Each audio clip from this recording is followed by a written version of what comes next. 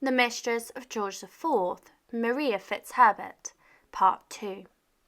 Desperate to break free from Prince George's obsessive grip, Maria fled to the continent, hoping that distance would shield her from his madness. But George's obsession spiraled into full-blown paranoia. He dispatched a covert squad of detectives to stalk her every move, like a shadowy private army, invading her privacy at every turn. And when spying failed to tame his desperation, George poured his wild, unhinged emotions into a staggering 42-page love letter, a sprawling, desperate plea meant to reel her back into his toxic orbit. It wasn't love, it was a royal stalking nightmare. Faced with George's dangerous instability, including his near-suicide attempt and relentless pursuit across Europe, Maria found herself trapped. The Prince of Wales was willing to risk everything, including the throne itself, just to claim her.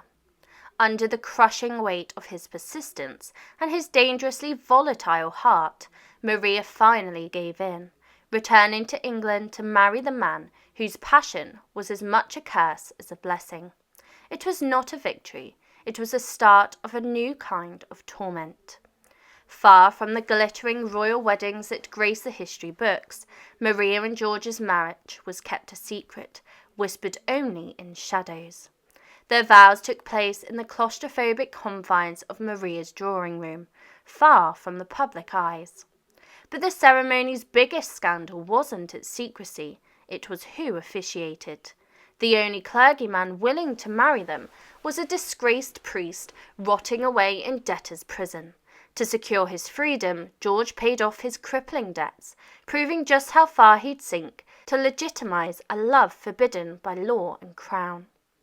Reverend Robert Burt, an imprisoned chaplain, drowning in £500 of debt, became the key player in Maria and George's illicit union. George's money freed Burt from the chains of Fleet Prison, just so that he could perform the marriage rites. In 1785, Maria Fitzherbert officially became the prince's wife, or so they thought, because under English law, their union was a scandalous nullity, a secret marriage with the weight of royal damnation hanging over it like a guillotine. Unable to reside in royal palaces due to their illegal marriage, Maria and George carved out a bizarre existence in Brighton, then a sleepy fishing village. To house his secret wife, George commissioned an ostentatious castle right next door to Maria's modest townhouse. The sight of this garish fortress was a shock to locals. The royal bad boy's loud, flamboyant attempt to flaunt his forbidden love. Brighton's sleepy streets soon transformed into a buzzing playground for aristocrats, but the town also gained a scandalous reputation, all thanks to Maria and her unpredictable prince. While the aristocracy flocked to Brighton, eager to catch a glimpse of the secretive couple, locals had a different view. Maria, far from being adored, was mockingly dubbed Mrs. Prince, a cruel nickname that exposed the bitter truth. No matter what the prince said, she was no true princess in the eyes of the establishment. The whispers behind her back were poisonous, reflecting the harsh reality that Maria was forever an outsider, a scandalous strain on the royal family's pristine image. Despite being the subject of aristocratic ridicule and gossip, Maria never lost her composure. The cruel jabs and the derisive Mrs. Prince nickname barely fazed her. She had already endured widowhood, financial ruin, and heartbreak. Petty insults were nothing compared to the battles that she had already fought. Maria was a woman hardened by tragedy, and no amount of social snobbery could break her steely resolve.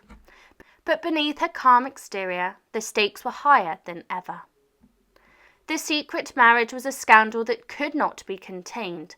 When King George III and Queen Charlotte finally learned of Maria and George's union, their fury was volcanic. Maria was a Catholic commoner, a forbidden match by law and crown alike. Worse still, George was drowning in debt and disgrace. The royal couple offered financial aid, but it came with a brutal, humiliating price. George had to renounce his secret wife or lose his inheritance and support. The ultimatum tore the prince and Maria apart, exposing the cruel realities of royal duty. By 1787, George was cornered.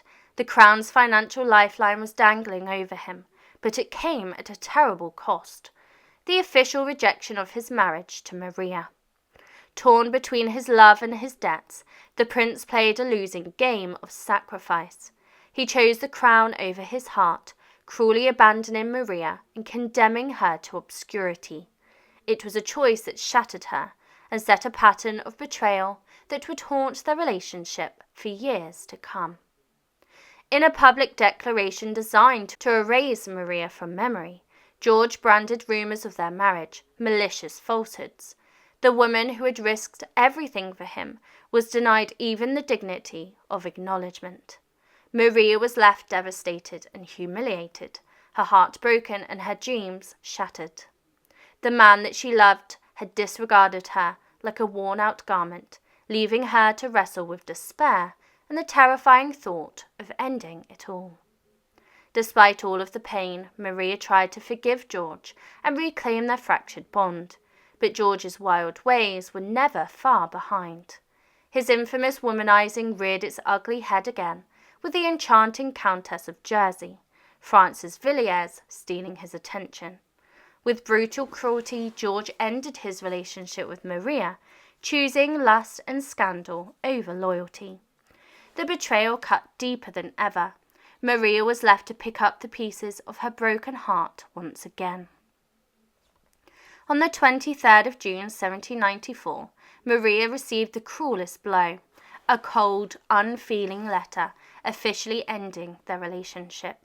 No face-to-face confrontation, no plea for reconciliation, just a formal severing of ties by mail. She was not heartbroken anymore. She was enraged. The man she had given everything to had disregarded her with callous indifference. This final act of betrayal marked a permanent rupture, the end of their tumultuous romance. With Maria out of the picture, the Crown and government demanded a proper, politically advantageous marriage for George. Enter Caroline, Duchess of Brunswick, George's first cousin, and a union steeped in duty rather than love. Their 1795 marriage was more about appeasing the state and public opinion than passion, but George's heart remained elsewhere, and his continued longing for Maria cast a dark shadow over his new bride and their doomed marriage. Despite his marriage to Caroline, George could not hide his true affections, and when he died, his will shockingly left all his worldly property to Maria Fitzherbert, my wife, the wife of my heart and soul. The gesture was a bombshell, exposing the secret love that overshadowed his entire life. It was a final, defiant act of passion, but would it be enough to heal Maria's wounded pride and reclaim her place in history? Years of empty promises and broken hearts had extinguished George's desire for Maria. After his wife and his other lovers lost their hold, George launched a relentless campaign to win her back, showering Maria with lavish gifts and reminders of his testamentary devotion. Beneath her hardened exterior, Maria began to weaken. Was this the moment when their tragic love story would finally find peace? Or was it just another cruel twist in a saga of heartbreak? As the new century dawned, Maria cautiously reopened her heart to George, welcoming him back in June 1800. Years of pain hadn't dulled her wariness, but she was ready to believe in a future together, perhaps this time for good. Yet their on-again, off-again romance was a toxic dance, fought with past wounds and looming betrayals.